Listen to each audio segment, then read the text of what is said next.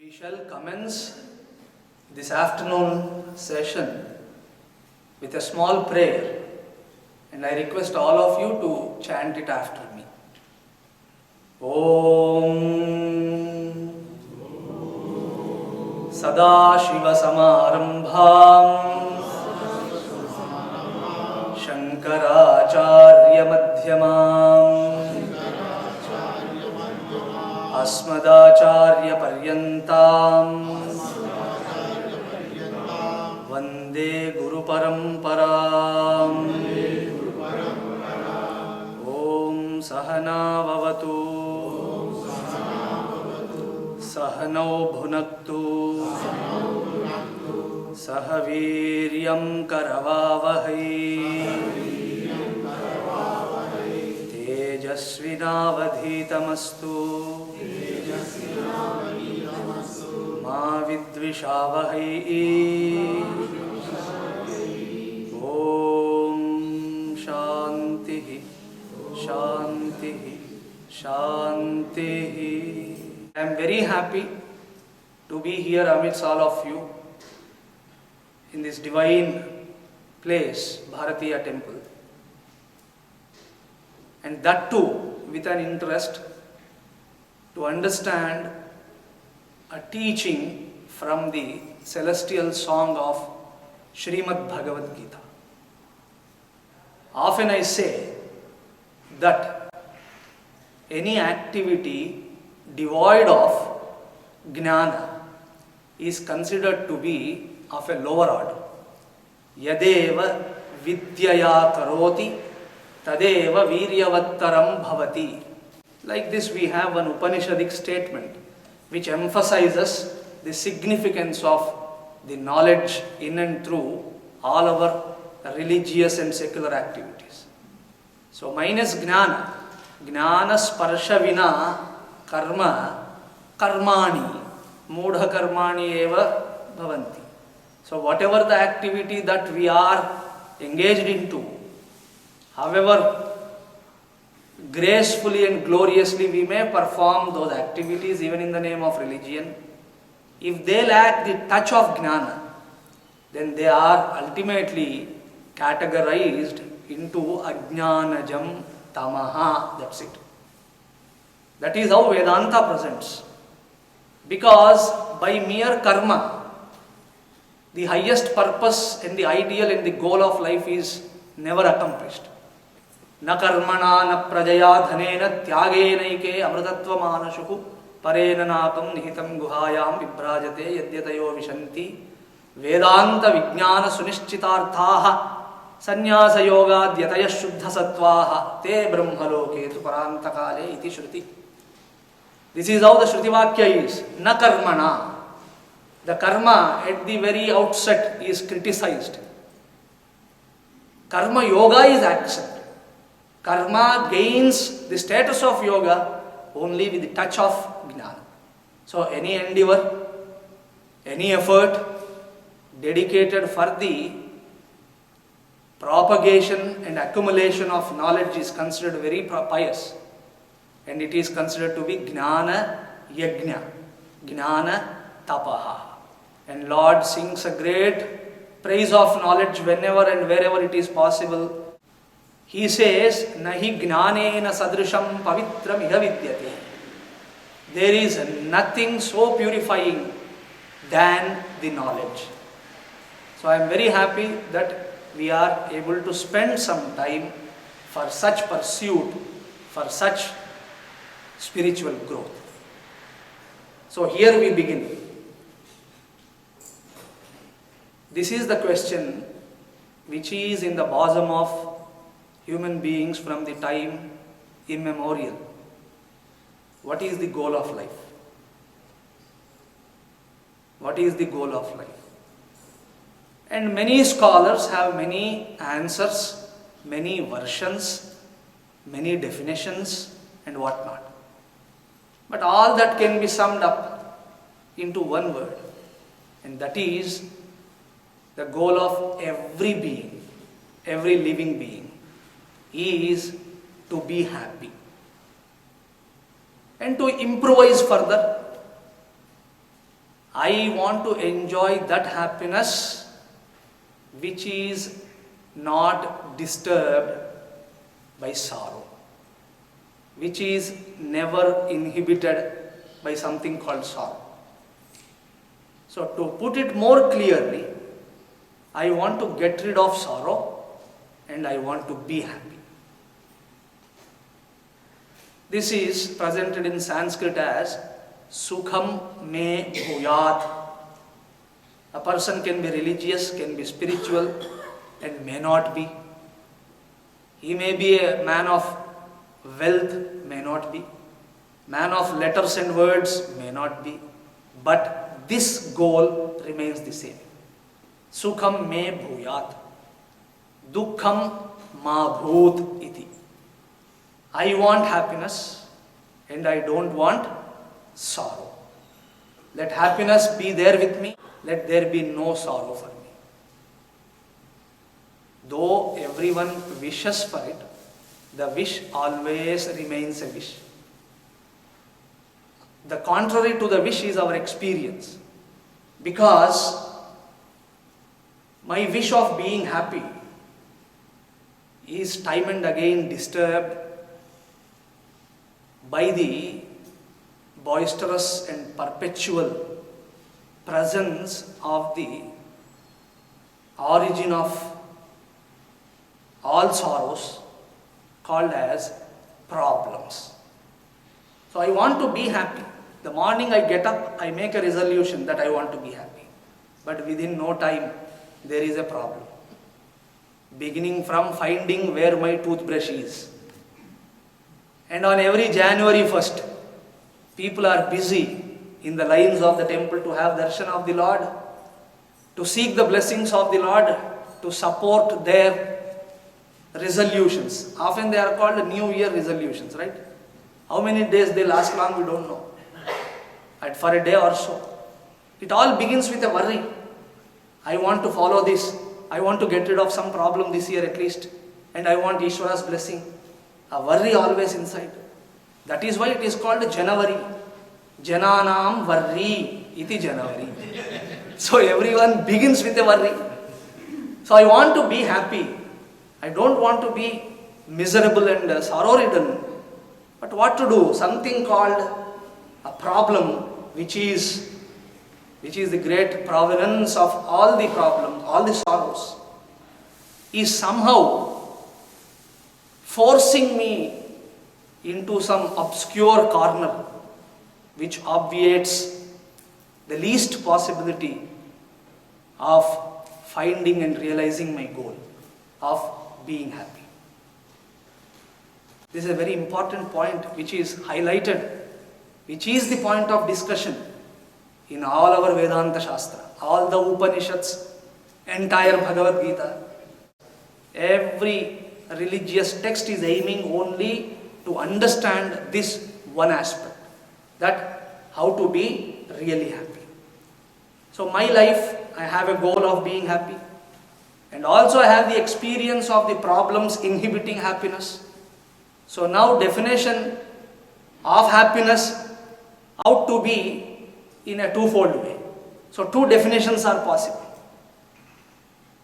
One definition, happiness is the absence of problems, and minus the problems, I will just enjoy the happiness. This is one definition. Happiness is the absence of problems. Because we pay no heed, we give no other thought, we just believe this definition, forgetting the reality of the existence of the problems in our life. In the name of religion, in the name of God, in the name of prayer, in the name of whatnot, in one word, entire dharmanusthana, we are seeking this impossible task.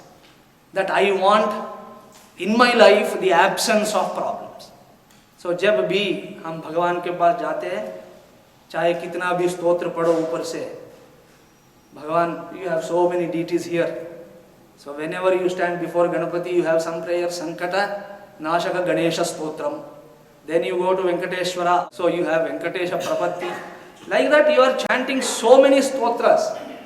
But in and through, the bottom line remains the same. Lord, please help me to get rid of the problems, and I want no problem in my life. Ab Bhagavan bhi sochega, this fellow is asking for an impossible thing. And our Vedanta says one beautiful thing. Whenever we say God is omnipresent and omniscient and omnipotent, it does not mean that He can do anything. Be very attentive. Otherwise it may create some kind of confusion. You will be confounded otherwise. Be very attentive and listen. So when we say Bhagavan is Sarva Shaktiman, omnipotent, it does not mean that He can do anything. He can do anything that is possible. This is how you have to decipher the word. To decipher each word we have Mimamsa Shastra. You cannot simply take one lexicon into hand and find out your own meanings out of that book. No. So when we say Sarva Shaktiman, God is capable of doing all those things which are possible. If something is not possible at all, He cannot do that. I generally give one example. I do a Katina Tapasya, a great penance, and imagine Lord appears before me. And as usual, there is a dialogue that God says, I am very happy, propitiated by your tapasya. Hey Bhakt, आपके तपस्या से हम संतुष्ट हो गए, मांगना है तो कुछ भी मांगो दे देंगे. Em aduguta ho adugu istanu. Now suddenly I asked to the Lord that, oh Lord, I want one head on my shoulders. Kindly give me. Do you think He can? For the first time maybe God will be confounded. He will be. Because already I have one on my shoulders. If I ask one more, He can give that. Why one more? 1,000 more He can give. But if I am asking Him, God, please give me a head on my shoulders, one head, it is not possible because you already have it. Understand? Similarly, if I am asking, making a prayer and a wish to, at the altar of Ishvara, that, oh Lord, please make my life or bless my life with no problems. The moment you ask, God becomes so silent because it cannot be accomplished at all. This has been proved by all His incarnations. In every incarnation, Lord suffers many problems. When He descends down upon this earth as Rama, do you think He led a very convenient life? No. There were so many problems. And I tell you, sir, one problem out of His life is given to us. We will be dead at it. Because we have no capability to deal with them, tackle with them. But Rama's entire life is full of problems. Imagine a situation, tomorrow morning he is going to be announced as the Chakravarti. Such a wonderful throne is given. And immediately, the night comes one text message from the father. Come to the palace, I have some news for you. When he goes there, the news is, instead of the throne, you are to go into exile for 14 solid years. Do you think that is not a shock? That is not a problem? And it is such a bigger problem that we don't have those problems at all. So, by suffering those problems as though, the Lord is demonstrating, proving to us that any wish for the no problem state or life with no problems so that I will be happy is just absurd. It is the absurdity, it is not the prayer. It is a meaningless statement. Not only Lord's incarnation, your day in, day out experience, my day in, day out experience is proving that. In spite of many endeavors, in spite of greatest efforts, in spite of many prayers, I never find a day wherein I don't have a problem. So problem exists. Man is, problem is. That's it. This is the reality. कुछ विकल्प नहीं हो सकता. जब तक हम हैं, तब तक प्रॉब्लम है, समस्या है. So this kind of attitude without developing, if I go to Ishvara and offer prayers, those prayers will and shall remain unanswered. That is the reason why most of us lose faith in the efficacy of prayer itself. Though we are offering prayers, many a time we doubt whether this prayer will be answered or not. Why such doubt? Because many of my prayers are never answered, are not answered. Is it something lacking from Ishvara, or is it Ishvara not blessing me? No, the answer is the prayer is absurd. Ishvara cannot fulfill that. When I go to Ishvara that, oh Ishvara, please bless me not to have any problems, he is giving me a suggestion in Srimad Bhagavad Gita, 2nd chapter and 14th verse. I am asking him to remove obstacles, remove dukkham, so that I will have only the sukham. He is, instead of removal of such problems, he is giving me a suggestion that matra sparashastu kaunteya sitoshna sukha dukkada agamapayino nityaha tam titikshasva bharata. See the confusion. I am asking the omnipotent Lord to bless me to get rid of the dukkham, and he is saying sukham and dukkham are invariable, one after the other, they follow each other. All that I can give you a suggestion, O Arjuna, through you to entire mankind, that is tan, sukham, dukkham and such experiences, titikshasva.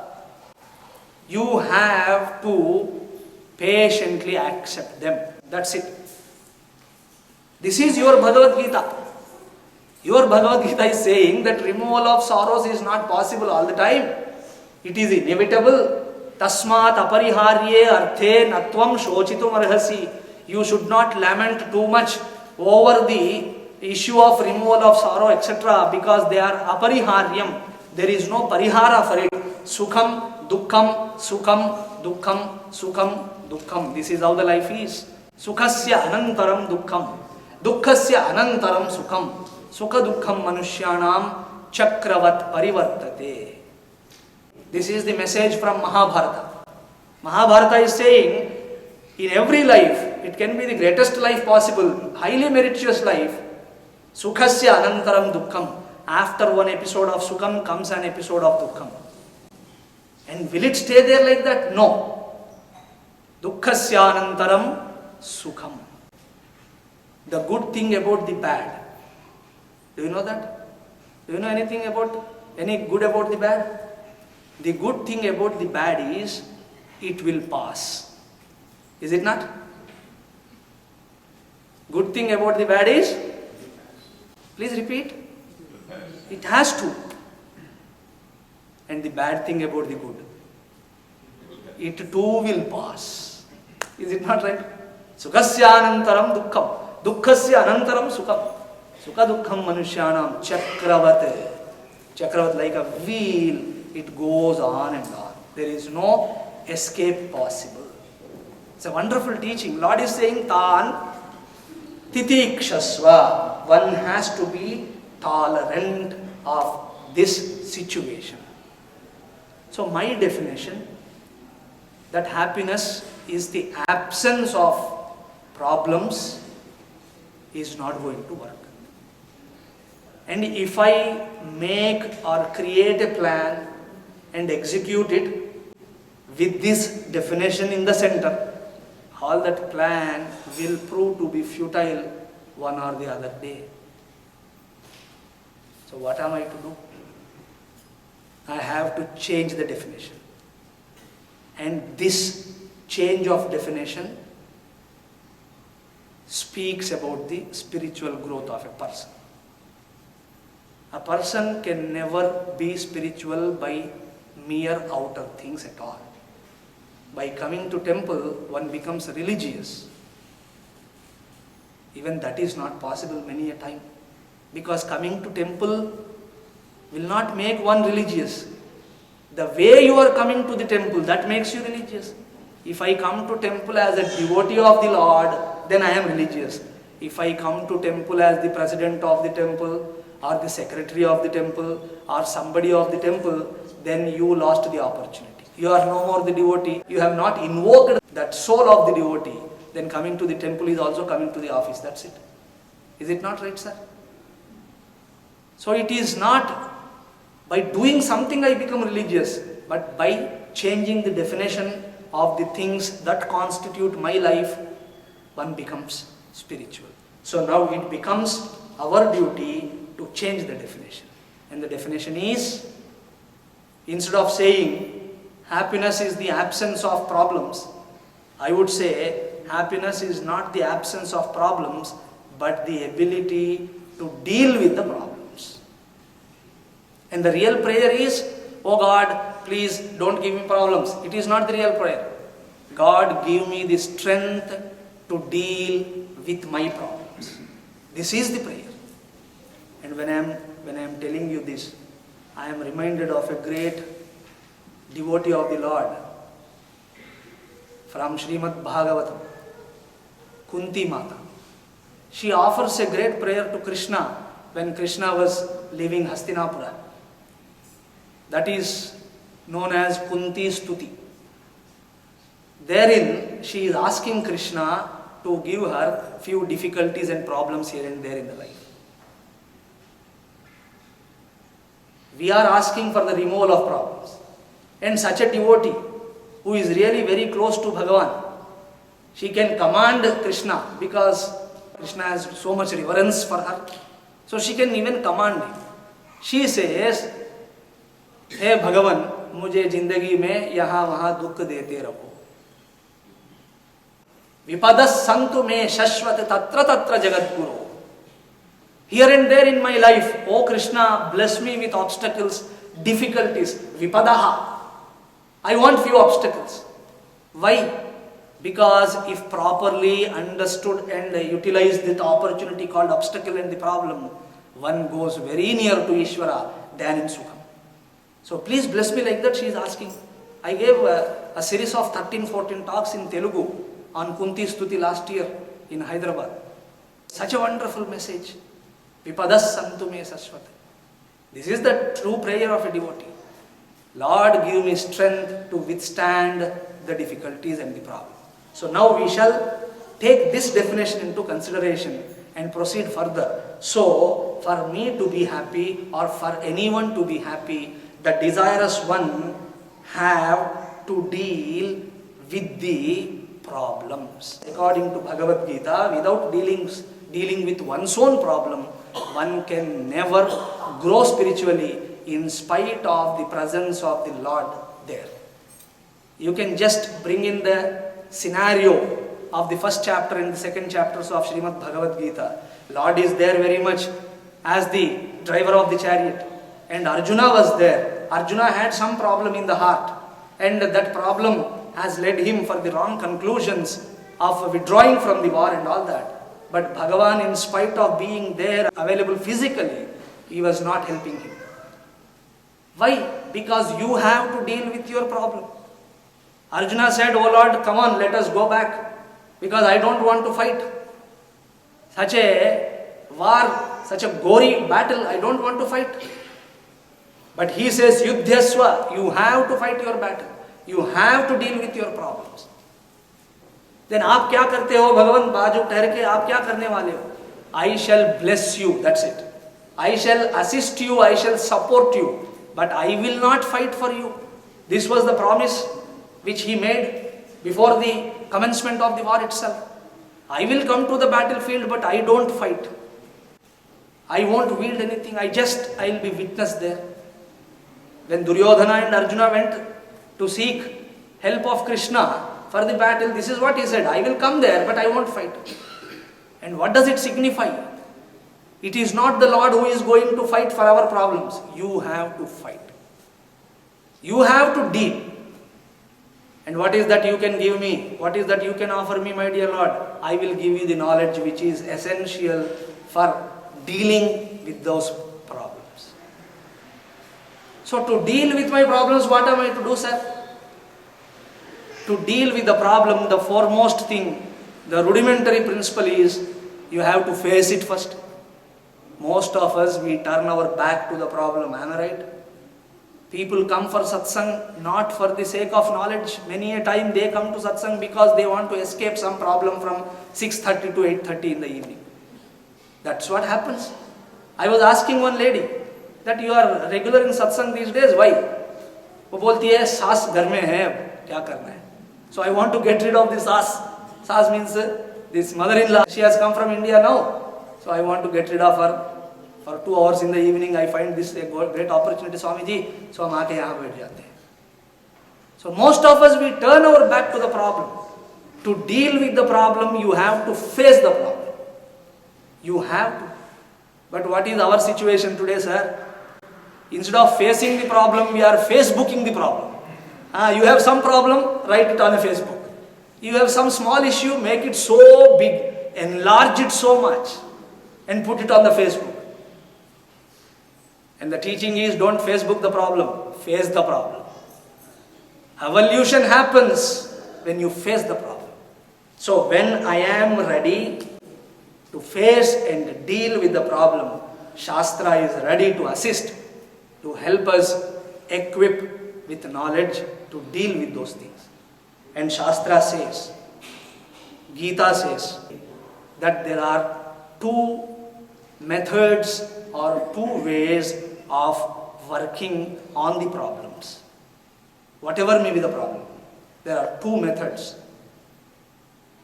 If we follow one, it is a lopsided one. We have to bring in the 2 into our lives. And what is that? Solving the problem, point 1. And second, dissolving the problem.